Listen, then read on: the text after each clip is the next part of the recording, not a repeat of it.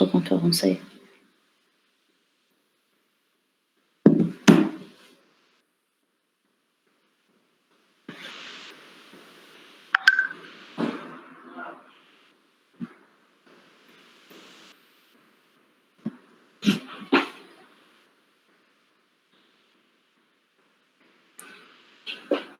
Alors, Trésor, est-ce que tu as lu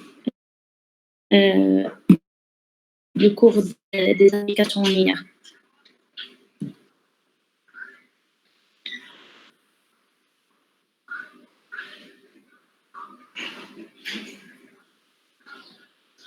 Pas encore. Parce que nous, on a fini le cours et on va commencer le TD aujourd'hui. Alors, pour donner juste une petite récapitulation, comme on dit, une application linéaire, il faut montrer, euh, une condition.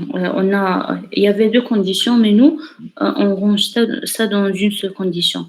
La condition, c'est l'application linéaire, c'est quand on parle d'une application linéaire, on parle d'une fonction en premier temps. Alors, attends, je vais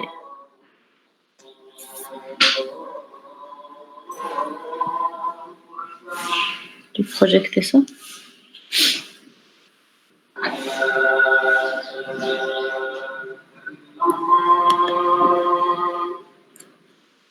Il y a quelques trucs que les ressommés font pour qu'ils puissent comprendre qu'est-ce qu'on fait dans le TED. Alors,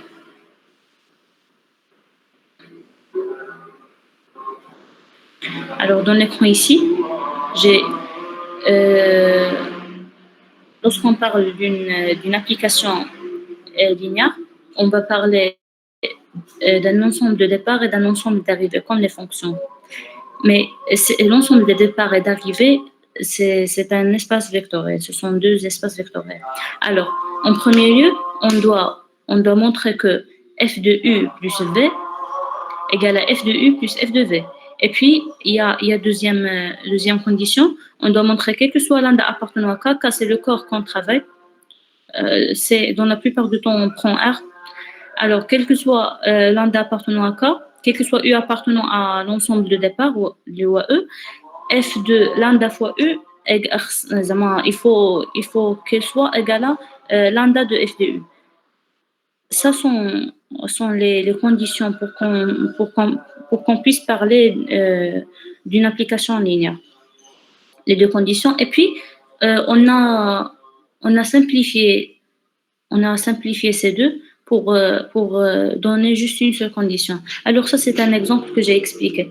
Par exemple, on a la fonction définie de r carré vers r carré avec les coordonnées x, y. Quand on fait f de x, y, il nous donne ça. Il nous donne ce couple-là. X plus y, point virgule, 2x moins y. Alors, pour qu'on vérifie est-ce que c'est une application linéaire ou non, on doit prendre un vecteur u et un vecteur v de l'ensemble de départ, c'est r carré, c'est comme ici u et v, et on doit faire f de u plus v. Donc u plus v, en premier temps u égale à xy et v égale à x', y', les coordonnées des vecteurs.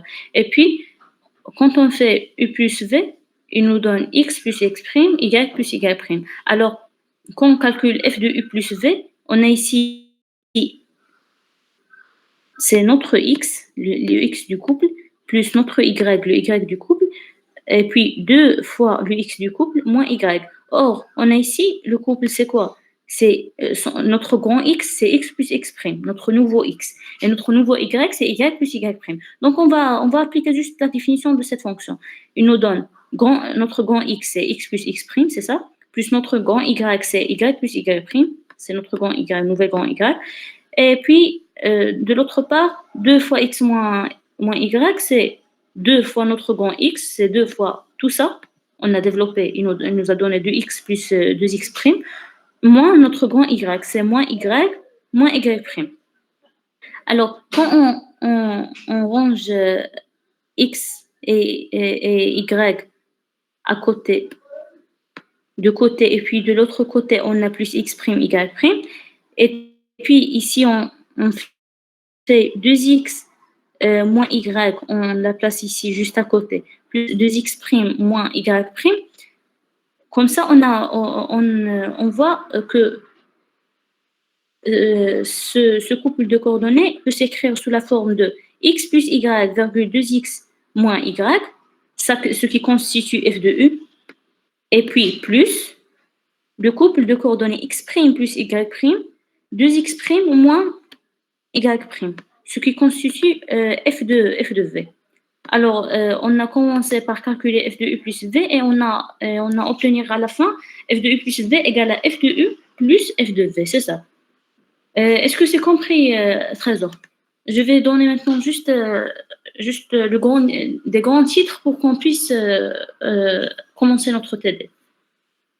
C'est compris le premier, d'accord. La première condition, c'est compris. Et puis, on va vérifier la deuxième condition.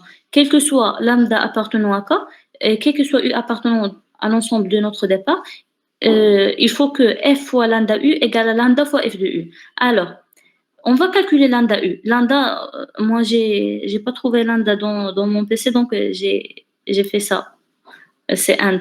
Alors, on va calculer en premier temps int fois U. C'est int x, int y, parce que U, il a les coordonnées x et y. Et donc, f de int fois U, c'est notre grand x, c'est ça. Notre grand y, c'est ça. Il est devenu maintenant. Donc, f de int fois x, il nous donne comme définition notre grand x plus notre grand y, point virgule, notre 2 fois notre grand x moins notre grand y, c'est ça. Et donc, quand on factorise par cette int, alors il va nous donner int facteur x plus y et ici int facteur 2x moins y. Alors on peut faire sortir int en dehors des parenthèses, donc il va nous donner ça. Int fois x plus y, point virgule 2x moins y. C'est compris. Et donc ça, c'est f de u, c'est notre f de u. Et ça, c'est int. Donc, on a commencé par calculer f de int fois u, et à la fin, on a trouvé que c'est égal à int fois f de u. Donc, ça, c'est une application linéaire. Ça, c'est pour comment dirais-je, la définition basique. Mais à la fin, c'est comme on a parlé de sous-espace vectoriel. On a dit, en premier temps, on a dit il faut montrer que 0 appartenant à l'ensemble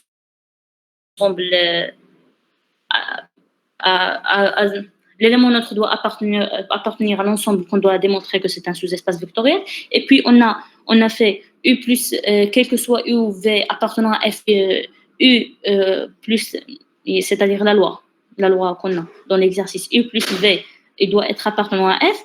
Et puis, on a fait l'autre cas, quel que soit lambda appartenant à K, on doit avoir alpha fois U aussi appartenant à F pour dire que c'est un sous-espace vectoriel. Et à la fin, on a mélangé, ou bien je ne sais pas comment dirais-je, de propriétés dans un même terme. On a dit, on peut juste démontrer facilement que quel que soit U ou V appartenant à F, alpha appartenant à R par exemple, on doit vérifier cette condition alpha fois U plus V appartenant à F, tout directement. C'est la même chose qu'on va travailler